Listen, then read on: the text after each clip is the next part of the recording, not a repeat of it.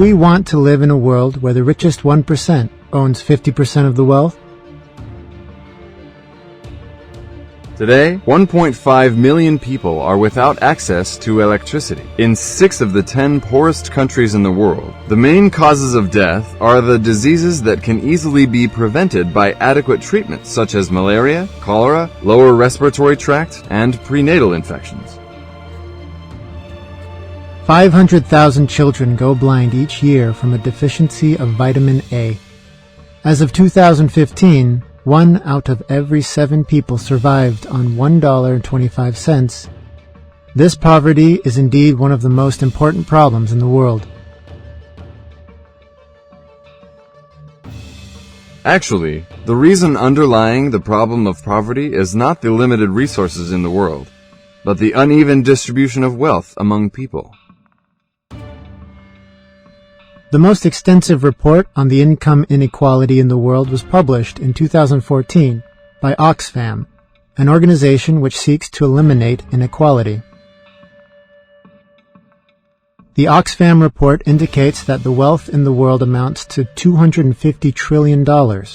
It was the richest 1% of the world population that has accumulated the half of this amount, namely $125 trillion. The other half was distributed among the other 99%. Another striking finding was that the top 62 richest people in the world owned as much wealth as the poorest 3.5 billion combined in 2015. The rise of capitalism in the last 25 years caused the emergence of mega-rich people. The philosophy that the winner takes all and the economic policies adopted enriched the rich further.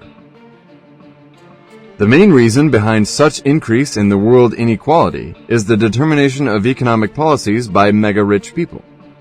Only those inside the system, or those who benefit from the system, could really understand the structure of the financial markets due to their complex nature.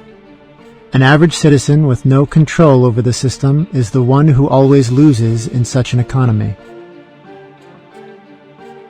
A system which looks after the interests of the rich has been built by globalized economies. The countries under a harsh competitive environment are obligated to reduce the taxes, which brings about a reduction in the transfer of funds to social and environmental projects. Labor rights are being overlooked due to the extreme competitive pressure. Lower income groups are forced to settle with less education, health, and security services, causing the next generations to grow poorer. The people oppressed under the brutal face of capitalism look for the remedy on the streets. The figures given are more than just statistics.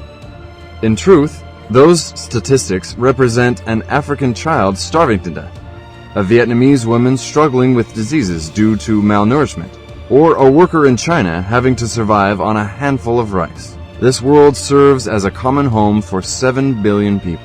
Nobody has the right to say, as long as I am able to live my life as I wish, the rest is no concern of mine. It is the people who prefer their everyday interest to the good of humanity that cast a shadow over the world. The conscious people in the world are required to ally with each other in order to extinguish this flame of egoism.